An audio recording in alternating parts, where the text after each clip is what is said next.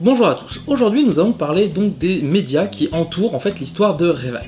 Alors bien évidemment il n'y a pas que ces médias ici présents, puisqu'on a vu que Revan apparaissait également dans l'histoire de Zenkarik et de Jarael, mais également dans The Old Republic. On verra peut-être un peu plus tard, sans doute un peu plus tard. Mais il y a plusieurs éléments en fait qui font partie de sa trame principale. Alors bien évidemment le jeu KOTOR 1, le roman Revan, et également KOTOR 2, même si on ne fait que quelques allusions à Revan, qu'on ne le voit jamais, mais en fait on incarne l'exilé et c'est un personnage très important dans l'histoire de Revan.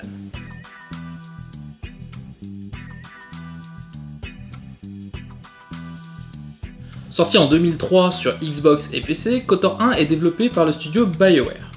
Alors, il a été décidé par le studio directement d'orienter l'histoire très loin dans le passé, de façon à avoir une plus grande liberté créative. LucasArts, quand ils ont abordé BioWare, ils leur ont laissé le choix entre quelque chose qui se passait très loin des films, ou un jeu plutôt centré sur l'épisode 2.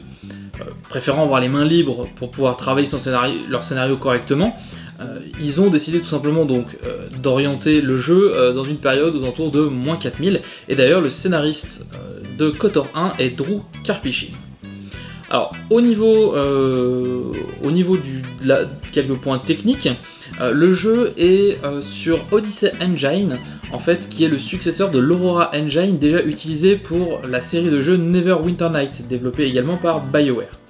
Alors la chose qui peut être intéressante, c'est que Neverwinter Nights et BioWare se basent tous les deux sur des règles tirées de Donjons et Dragons 3ème édition, le jeu de rôle papier. D'ailleurs, vite fait au niveau du gameplay, en fait, tout simplement, le principe c'est on lance un dé à 20 faces, et en fonction du résultat de ce dé ajouté à une compétence spécifique, on réussit ou on échoue. Alors, de façon à faire un schéma très basique, on lance un dé, si on doit faire 15 pour pouvoir ouvrir une porte, on a 8 en compétences ou ouverture de porte, et bien il faut faire au moins 7 au dé pour pouvoir réussir à ouvrir la porte. Si on fait moins, on échoue, et si on fait plus, on réussit. Alors c'est très schématique, c'est pas exactement ces calculs-là qui sont employés dans le jeu, mais ça vous donne à peu près une idée du fonctionnement, ce qui fait que du coup on peut avoir, même si on a une très bonne compétence, il y a quand même des fois un taux d'échec qui peut intervenir, donc on ne réussit pas systématiquement à ouvrir des portes ou à faire certaines actions spécifiques. Chose intéressante, toute la partie sonore a été dirigée directement par LucasArts, en fait, qui a absolument souhaité s'occuper de la direction artistique sonore, en s'occupant non seulement en fait de tout ce qui était bruitage et musique, mais également de tous les doublages voix. 2 ans après KOTOR 1, nous avons donc la sortie de KOTOR 2 en 2005 sur Xbox et PC, et cette fois c'est plus BioWare qui s'occupe de développement, mais Obsidian, un studio de jeu fondé en 2003. La chose amusante, c'est que Obsidian va récupérer 2 licences qui appartenaient du moins, ou qui étaient exploitées par BioWare, Neverwinter Nights, puisqu'ils sortiront Neverwinter Nights 2, mais également KOTOR, puisqu'ils sortiront KOTOR 2. Alors, il n'y a pas énormément d'évolution graphique entre les deux jeux, puisqu'ils utilisent le même moteur graphique. Ça va surtout être des améliorations d'un point de vue gameplay, puisque cette fois on peut monter déjà de base au level 30, au lieu du level 20 dans le premier jeu, et on a également plus de compétences, il y a plus de choses à faire, notamment un petit côté crafting en pouvant améliorer certaines armes, ce qui n'était pas tout à fait le cas du 1, où globalement il y avait que les sabres laser qui étaient customisables. Le roman Revan, lui, paraît en 2011 et a été écrit par Drew Karpyshyn, qui est donc le scénariste de KOTOR premier du nom. Alors, il met en lumière un petit peu les événements qui étaient légèrement exploités dans KOTOR premier du nom, notamment la descente aux enfers de Revan, comment il est devenu le seigneur Sith. Alors c'est vrai que dans KOTOR 1, on avait surtout un côté, il a utilisé des enseignements obscurs, donc il a viré côté obscur, et on a toute la dimension Empire Sith caché qui apparaît à travers ce roman, même s'il était légèrement évoqué dans KOTOR 2.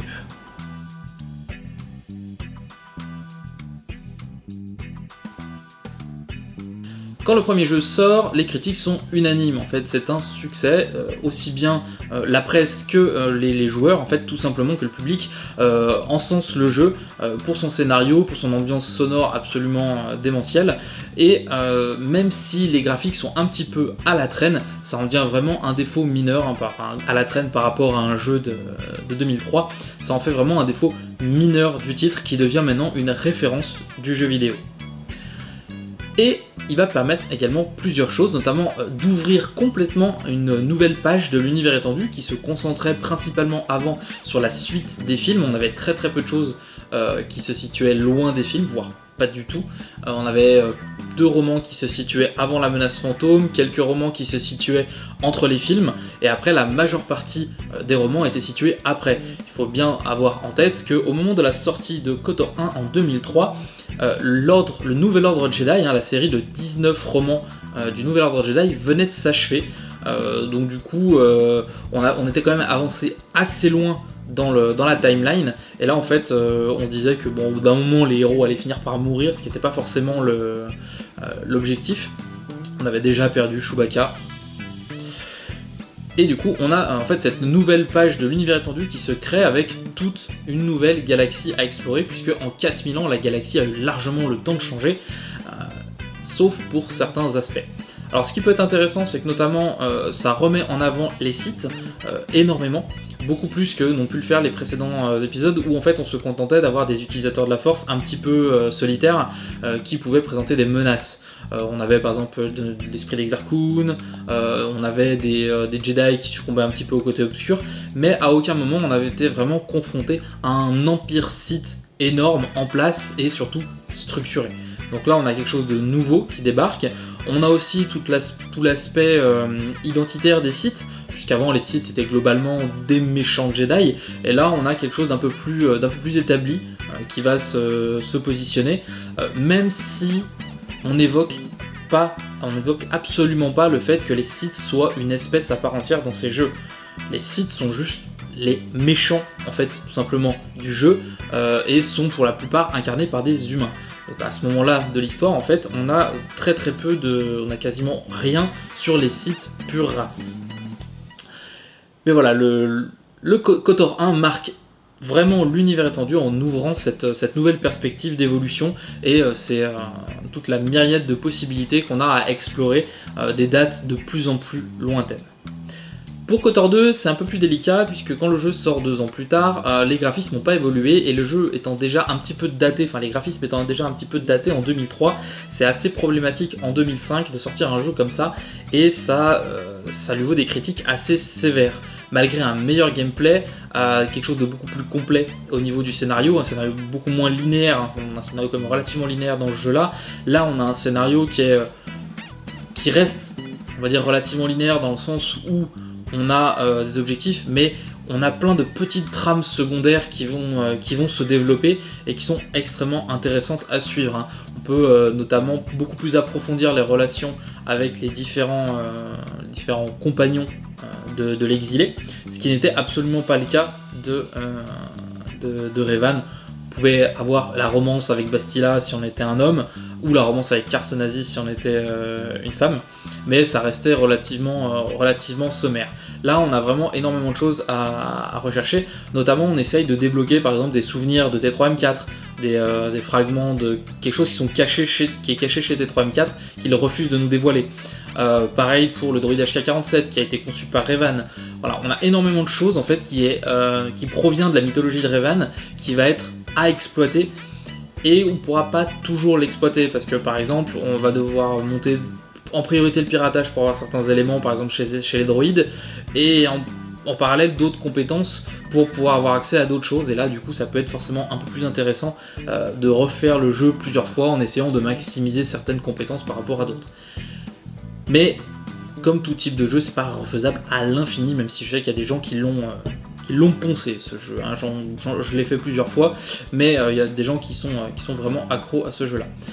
Toujours est-il que même si le jeu marche pas extrêmement bien, il a quand même une place de choix dans le cœur des fans.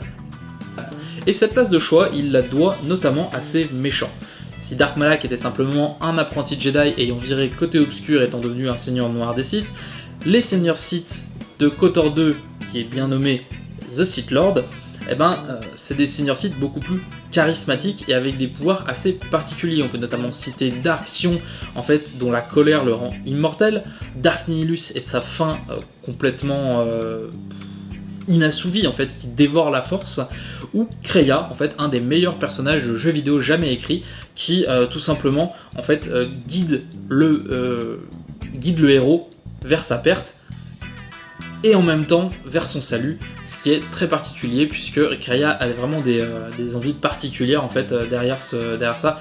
Donc vraiment le scénario de KOTOR 2 est beaucoup plus dense et beaucoup plus conséquent que le scénario de KOTOR 1, avec notamment l'avenir en fait des différents personnages, c'est-à-dire qu'à la fin, Kreia explique en fait tout ce qui va se passer pour la plupart, hein, pas pour tous, mais pour la plupart des héros qui accompagnent l'exilé. Savoir que tel personnage mourra en fait un jour sur une planète lointaine, mais n'aura aucun regret parce qu'elle aura achevé sa vie, ou il ou elle aura achevé sa vie. Voilà, il y a plein de choses comme ça qui sont dévoilées par Kreia qui en fait a des visions du futur et qui, malgré la défaite, accepte en fait de révéler ce qui va se passer à l'exilé. Je vous invite vraiment à faire ces 2 jeux parce que ils sont absolument géniaux. Pour ce qui est de l'accueil du roman, c'est un accueil un peu plus mitigé. Alors, d'une part, il est très bien accueilli parce qu'il met en scène un personnage très apprécié de la communauté des fans de Star Wars, qui est le personnage de Revan. Alors Revan, c'est le personnage très apprécié, un peu kikou sur les bords, parce qu'il fait un peu badass avec son masque et tout. D'ailleurs, c'est quelque chose qui est énormément repris, en fait, tout simplement du personnage de Darth Vader, qui a un masque. Pourquoi Kylo Ren marche aussi bien auprès, en fait, tout simplement du jeune public? Tout simplement parce qu'il a un masque, et avoir un masque pour un méchant, c'est quelque chose d'assez important. Le personnage de Revan en fait est emblématique à ce niveau-là. Le problème étant, c'est que le roman va le placer dans des situations un petit peu inconfortables. Pour la simple et bonne raison que dans KOTOR 1, en fait, on a un Revan au sommet de sa puissance, enfin, qui se fait déchoir par les Jedi après être trahi par Malak. Mais c'est un seigneur Sith en pleine possession de ses moyens. Sauf qu'à travers le roman, on va découvrir qu'en fait, il n'est que le pantin de Vityat. Et autant ça colle à l'histoire, autant vis-à-vis du personnage, on peut se poser des questions. Mais est-ce que c'est vraiment une déchéance du personnage ou plutôt une preuve de la puissance de Vityat? Ça reste un débat à trancher. Toujours est-il que le roman a relativement bien fonctionné et aujourd'hui a apporté énormément d'éclaircissements en fait, sur ce qui s'est passé aux alentours des jeux et a permis en fait, d'avoir une réelle histoire définie autour de Revan plutôt que des folles théories un peu qui pouvaient émerger de temps à autre. C'est la fin de cet épisode média, j'espère qu'il vous a plu. On se retrouve la semaine prochaine pour un décryptage où on va parler quelques éléments qui ont été introduits par les jeux KOTOR 1 et KOTOR 2, quelques théories qui ont leur place à ce moment-là, et on va notamment parler un petit peu plus de l'impact des jeux, de ce que les jeux ont introduit dans l'univers étendu.